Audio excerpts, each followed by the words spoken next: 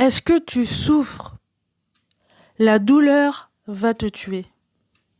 Laisse-moi t'expliquer dans ce podcast comment la douleur va te tuer et pourquoi ce n'est pas forcément bon de la garder depuis très longtemps.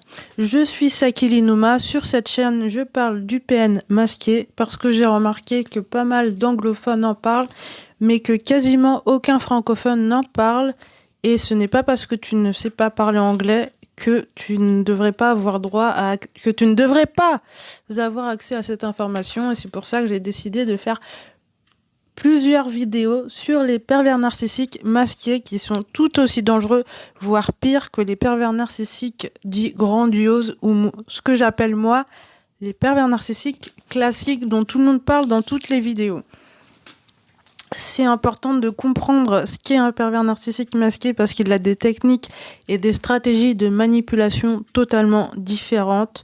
C'est quelqu'un de très sournois et de très vicieux, et si tu n'es pas au courant de comment il va agir, tu ne sauras pas te défendre, et c'est bien là le problème. Donc revenons-en au podcast. Vous souffrez, tu souffres beaucoup et tu ne comprends pas pourquoi.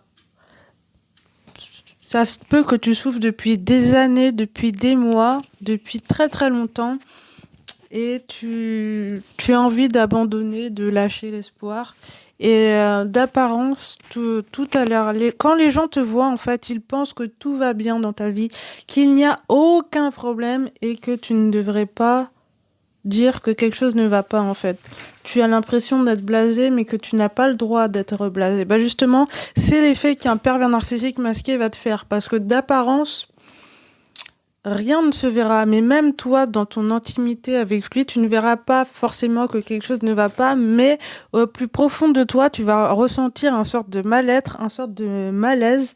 Et tu sauras absolument pas comment l'expliquer. Quand tu vas en parler à des gens autour de toi, tu vas leur dire que tu sens que quelque chose ne va pas et que malgré tout, avec tout ce que tu as, avec toute la chance que tu as, tu n'as pas de raison de te plaindre et tu comprends pas forcément pourquoi. Mais des fois, c'est justement parce que tu es avec une personne toxique. Et ce que vous vous dites en général, c'est que vous allez essayer de changer, vous allez essayer de devenir meilleur, et que en essayant de vous améliorer toujours plus, vous ne souffrirez plus. Mais en essayant d'être le meilleur, vous souffrez encore plus parce que vous voulez à tout prix faire disparaître la souffrance. C'est pas la solution, c'est pas le but. Le but, c'est pas forcément de faire disparaître sa souffrance. Mais sachez que si vous gardez une souffrance trop longtemps, ça va vous tuer. Oui, je vous le dis. C'est comme lorsqu'une plaie est infectée, une plaie simple, et qu'on la guérit pas, à la fin, elle va finir par s'aggraver.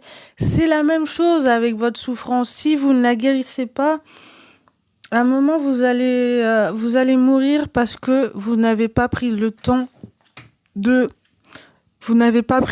la soigner, tout simplement. Donc, il faut arrêter d'accepter de souffrir. Non, donc si jamais vous avez une plaie que vous ne l'avez pas soignée, qu'est-ce que vous allez faire? Vous allez voir un médecin.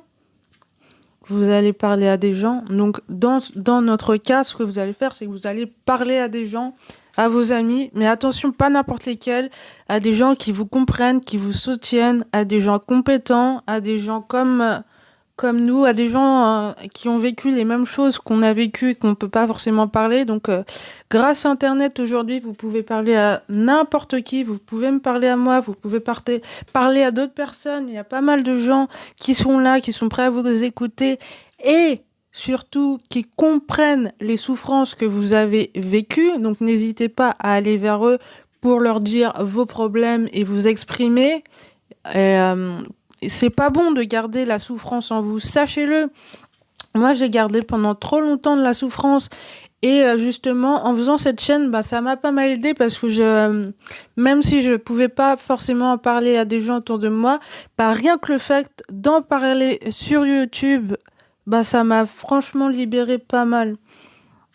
Donc si jamais vous n'avez pas des proches compréhensibles, n'hésitez pas à venir nous parler, à venir me parler, à venir parler, à aller parler à d'autres gens, à trouver des gens en ligne, sur des forums, sur des groupes Facebook, par exemple, pour expliquer votre malaise. Mais vous faites attention parce que vous pourrez aussi tomber sur de nouveaux prédateurs. Donc faites bien attention à qui vous parlez, c'est très important.